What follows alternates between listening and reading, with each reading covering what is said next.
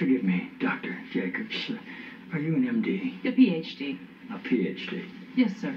In psychology? No, sir. Theology? No. Social work? I have a PhD in English literature. I'm asking because on your show people call in for advice and you go by the name Dr. Jacobs on your show, and I didn't know if maybe your listeners were confused by that and assumed you had advanced training in psychology, theology, or healthcare. I don't believe they are confused, no, sir. Good. I like your show. I like how you call homosexuality an abomination. I don't say homosexuality is an abomination, Mr. President. The Bible does. Yes, it does. Leviticus 18:22. chapter and verse. I wanted to ask you a couple of questions while I had you here. I'm interested in selling my youngest daughter into slavery as sanctioned in Exodus 21:7. She's a Georgetown sophomore, speaks fluent Italian, always cleared the table when it was her turn. What would a good price for her be?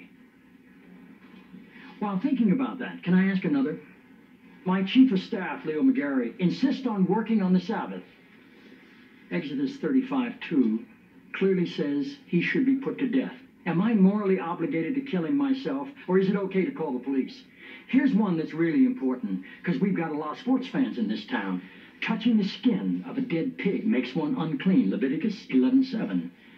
If they promise to wear gloves, can the Washington Redskins still play football? Can Notre Dame? Can West Point? Does the whole town really have to be together to stone my brother John for planting different crops side by side? Can I burn my mother in a small family gathering for wearing garments made from two different threads? Think about those questions, would you? One last thing. While you may be mistaking this for your monthly meeting of the Ignorant Tight-Ass Club, in this building when the president stands, nobody sits.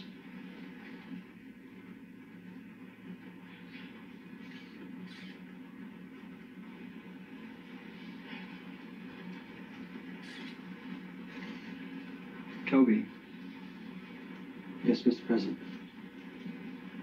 That's how I beat him.